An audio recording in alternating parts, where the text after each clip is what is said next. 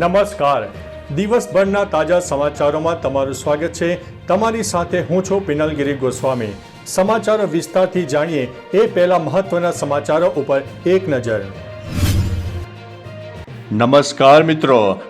આજની વિડીયોમાં વાત થશે પ્રયાગરાજની ફ્લાઇટ ટિકિટ 50,000 પહોંચી ગઈ છે. ત્યારે આગળ વાત થશે રેલી દરમિયાન મહાકુંભ અકસ્માત પર પીએમ મોદીએ દુઃખ વ્યક્ત કર્યું છે. ત્યારે આગળ વાત થશે ફ્લાવર શોના 3 લાખથી વધુ છોડ લોકો ખરીદી કરી શકશે. ત્યારે આગળ વાત થશે SNK સ્કૂલ પર NSUIના કાર્યકર્તાઓની ટીંગાટોળી સામે આવી છે. ત્યારે આગળ વાત થશે મુંબઈમાં પેટ્રોલ અને ડીઝલ વાહનો પર પ્રતિબંધની તૈયારીઓ કરવામાં આવી છે. ત્યારે આગળ વાત થશે પટેલ સમાજમાં ભારે રોષ જોવા મળ્યો છે.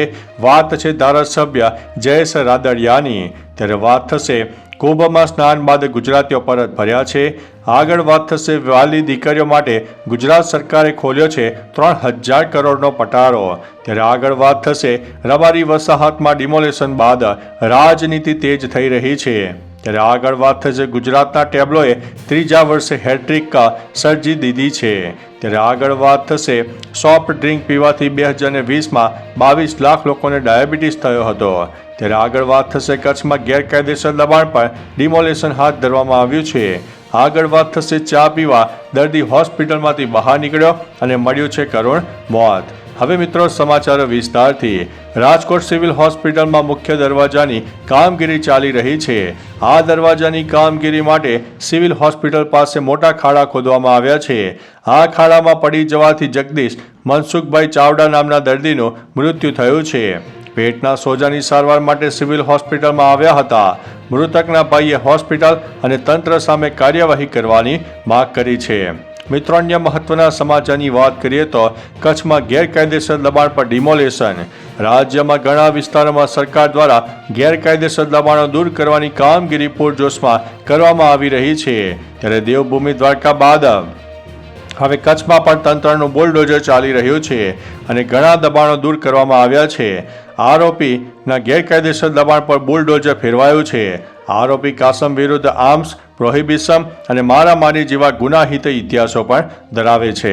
મિત્રો અન્ય મહત્વના સમાચારની વાત કરીએ તો સોફ્ટ ડ્રિંક પીવાથી 2020માં 22 લાખ લોકોને ડાયાબિટીસ.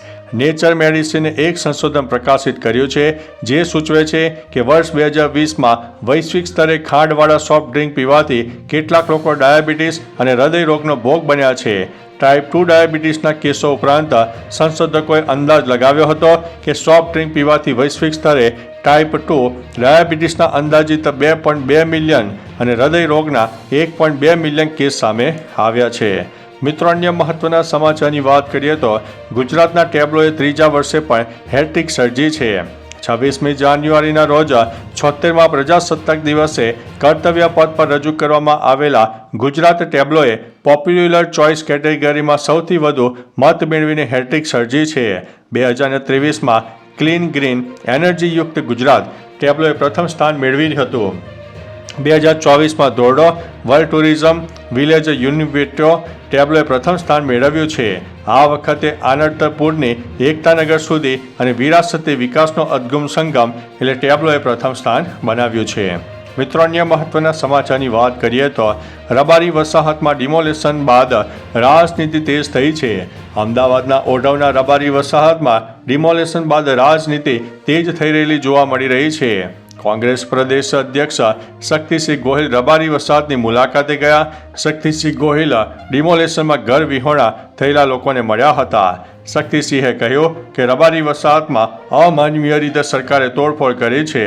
આરોપ લગાવ્યો છે કે આ વિસ્તારમાં રહેતા યુવક લોકો માટે લડતો હોવાથી એનું મકાન તોડવામાં આવ્યું છે. મિત્રો અન્ય મહત્વના સમાચારની વાત કરીએ તો વાલી દીકરી માટે ગુજરાત સરકારે 3,000 કરોડનો પટારો ખોલ્યો છે. વર્ષ 2019થી ગુજરાતમાં વાલી દીકરી યોજના અમલ બનાવાઈ છે. આ યોજના અંતર્ગત અત્યાર સુધીમાં 2.78 લાખથી વધુ દીકરીઓની 3,000 કરોડથી વધુની સહાય મંજૂર કરવામાં આવી છે. દીકરીના માતા પિતાની વાર્ષિક આવક 2 લાખ રૂપિયા કે તેથી ઓછી હોય તેવા નાગરિકો આ યોજનાનો લાભ મેળવી શકે છે. ગુજરાત રાજ્યની પાત્રતા ધરાવતી દીકરીઓને રૂપિયા 1,10,000 3 હપ્તામાં ચૂકવાય છે. મિત્રો, અન્ય મહત્વના સમાચારની વાત કરીએ તો કુંભમાં સ્નાન બાદ ગુજરાતીઓ પરત ફર્યા છે. અત્યારે કુંભ મેળામાં બનેલી ઘટનાએ ચિંતા વ્યક્ત કરી છે. તેવામાં ગુજરાતથી કુંભ મેળામાં સ્નાન માટે યાત્રીઓને લઈને પહોંચેલી જીએસઆરટીસીની પ્રથમ બસ અમદાવાદ આવવા રવાની થઈ ગઈ હતી. આ બસના તમામ 47 યાત્રિકો સુરક્ષિત છે.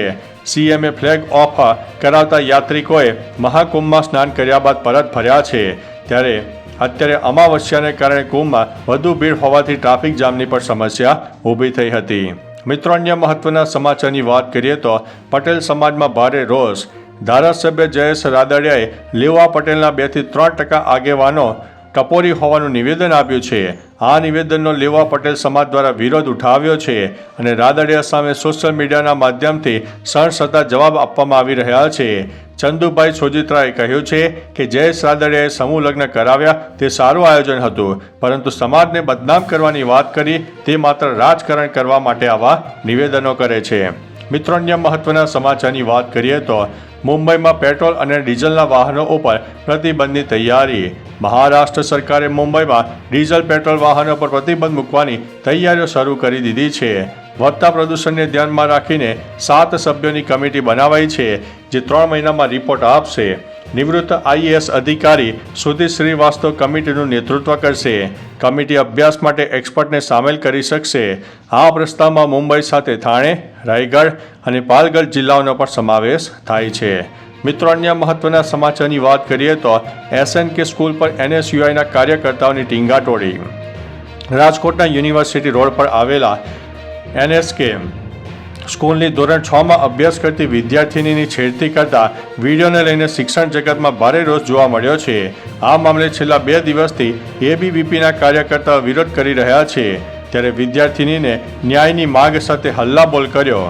જો કે અડધો કલાકમાં પોલીસ આવી પહોંચી અને કાર્યકર્તાઓની ટીંગાટોળી કરી હતી. મિત્રો, અન્ય મહત્વના સમાચારની વાત કરીએ તો ફ્લાવર શોના 3 લાખથી વધુ છોડ લોકો ખરીદી શકશે. ફ્લાવર શો પૂરા થયા પછી મ્યુનિસિપાલિટીએ 3 લાખથી વધુ છોડ વેચાણ માટે મૂક્યા છે. દેશ વિદેશના છોડની કિંમત 10 રૂપિયાથી માંડીને 235 રૂપિયા સુધીની છે. જથ્થાબંધમાં છોડ ખરીદવા હોય તો 6 રૂપિયાથી લઈને 150 ભાવ રખાયો છે. મ્યુનિસિપાલિટીની 5 નર્સરીમાંથી લોકો આ છોડ ખરીદી શકે તેવી વ્યવસ્થા કરવામાં આવી છે. વેચાણ 31 જાન્યુઆરી સુધી સવારે 9 થી બપોરે 1 વાગ્યા સુધી અને બપોરે 2 થી સાંજે 6 વાગ્યા સુધી કોર્પોરેશનની 5 નર્સરીમાં ચાલુ રહેશે. મિત્રો, અન્ય મહત્વના સમાચારની વાત કરીએ તો રેલી દરમિયાન મહાકુંભ અકસ્માત પર પીએમએ દુઃખ વ્યક્ત કર્યું છે. દિલ્હીમાં રેલી દરમિયાન મહાકુંભ અકસ્માત પર પીએમ મોદીએ દુઃખ વ્યક્ત કહ્યું છે કે થોડા સમય માટે સ્નાન રોકાયું.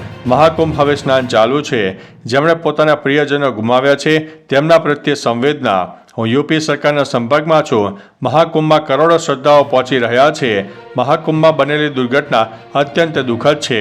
ઘાયલોને ઝડપથી સ્વસ્થ થવાની કામના કરીએ. મિત્રો, અન્ય મહત્વના સમાચારની વાત કરીએ તો પ્રયાગરાજની ફ્લાઇટ ટિકિટ 50,000 થઈ ગઈ છે. મૌની અમાવસ્યાના અવસર પર દેશના 7 મોટા શહેરો એટલે કે દિલ્હી, મુંબઈ, બેંગ્લોર, ચેન્નઈ, કોલકાતા, અમદાવાદ અને જયપુરથી પ્રયાગરાજનું ભાડું 30,000 રૂપિયા વધીને વટાવી ગયું છે. દિલ્હીથી પ્રયાગરાજની ફ્લાઇટ ટિકિટ 17,719થી 24,529 સુધી ઉપલબ્ધ હતી. મુંબઈથી પ્રયાગરાજની ટિકિટ 18,728થી લઈને 34,911 થઈ ગઈ હતી. ચેન્નઈ અને કોલકાતાની પ્રયાગરાજની હવાઈ ટિકિટનો ભાવ 50,000 રૂપિયા સુધી પહોંચી ગયો હતો.